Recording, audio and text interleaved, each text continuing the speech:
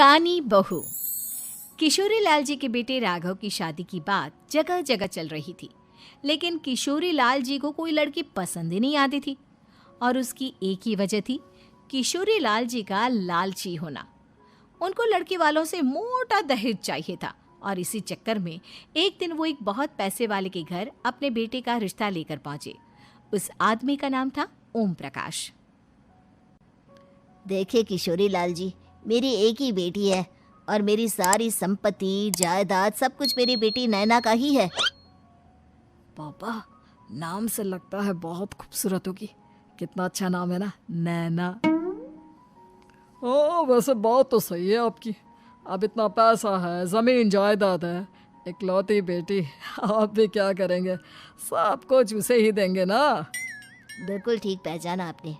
बस बेटी की शादी और सारी जायदाद उसके नाम। पापा, बिना देखे हाँ कर दीजिए ना। इतना अच्छा रिश्ता फिर कहाँ मिलेगा? माला माल हो जाएंगे हम। मैं अपनी बेटी को बुलाता हूँ। अरे नहीं नहीं नहीं नहीं, आपकी बेटी का नाम नैना है, सुनकर ही लगता है बहुत सुंदर होगी। रहने दीजिए अंकल, मैं तो आपकी बेटी के नाम से ही इतना खुश हो गया हूँ कि उसे बिना देखे शादी करने को तैयार हूँ। अब तो मैं उसका चेहरा सीधे शादी के बाद ही देखूंगा। और इस तरह राघव नैना का चेहरा नहीं देखता और उससे शादी कर लेता है। शादी के बाद अपनी सुहाग रात पर जब राघव नैना का घूंघट उठाकर देखता है तो नैना की आंखें बंद थी। कितनी खूबसूरत हो तुम नैना, जरा अपनी आंखें खोलकर मेरी तरफ देखो तो सही। नहीं, मुझे शर्म आती है। अरे, मैंने तुम्हें शादी से पहले भी नहीं देखा, और अब अगर तुम आंखें खोलकर मुझे देखोगी भी नहीं तो मुझे अच्छा कैसे लगेगा? इससे पहले कि नैना अपनी आंखें खोलकर राघव की तरफ देखती, अचानक से लाइट चली गई और राघव नैना को पूरी तरह से देख भी नहीं पाया। अगली सुबह नैना राघव के लिए नाश्ता बनाकर लेकर आई। अरे ये क्या, आधा पराठा सीका हुआ है और आधा बिल्कुल कच्चा। ये तुमने क्या किया नैना? बहू, तुमने क्या आधा पराठा तवे से नीचे लटका कर रखा था, जो आधा सिका है और आधा कच्चा? मुझे जितना दिखेगा उतना ही तो सीखूंगी ना पापा जी। जहाँ जहाँ मुझे नजर आ रहा था वहाँ मैंने सीख लिया, जहाँ जहाँ नहीं दिखा वहाँ कच्चा रह गया होगा। इसका क्या मतलब है? ये कैसा मजाक कर रही है तुम? अरे बहू, तुमने इतना लंबा घूंघट क्यों लगाया हुआ है? देखो, हमारे घर में बहुओं को बेटी की तरह रखा जाता है, और फिर तुम तो इतना सारा माल लेकर आई हो। देखो, ये घूंघट डालकर रखने की कोई ज़रूरत नहीं है। हाँ नैना, पापा जी ठीक कह रहे हैं, तुम तो आराम से रहो, अपना ही घर समझो। नैना अचानक से अपना घूंघट उठा लेती है। अरे ये क्या पापा, नैना की तो एक आंख फूटी हुई है। नाम से नैना, लेकिन ये तो कानी बहू निकली। मेरे साथ धोखा हुआ है, धोखा। बिना दिखाए अपनी कानी लड़की मेरे संग ब्याह दी। मुझे कानी बीवी नहीं चाहिए।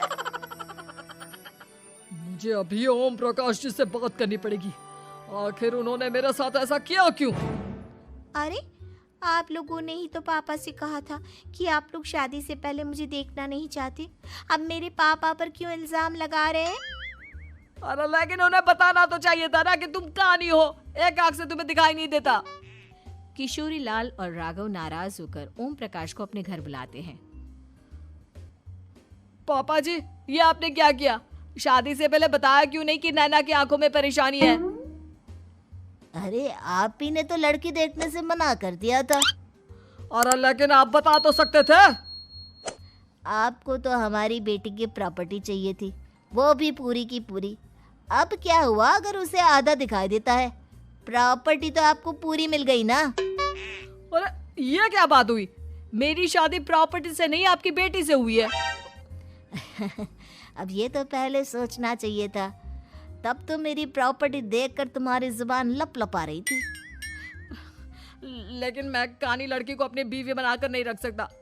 पापा, कुछ करिए ना आप। हाँ, करता हूँ।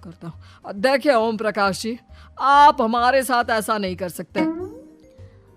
और तुम देखो, अगर तुमने मेरी बेटी से शादी तोड़ी ना, तो जो भी प्रॉपर्टी मैंने तुम्हें दी है वो तो पूरी की पूरी वापस ले ही लूँगा, और आधी प्रॉपर्टी तुम्हारी भी लूँगा। अरे मेरी आधी प्रॉपर्टी भला क्यों लेंगे आप? इसलिए क्योंकि मेरी बेटी को आधा नजर आता है और उसकी नज़र अभी तक तुम्हारी आधी जायदाद पर ही पड़ी है। अब तुम उसे घर से निकालोगे तो कुछ तो लेकर जाएगी ना। और अगर हम आपकी बेटी को अपने घर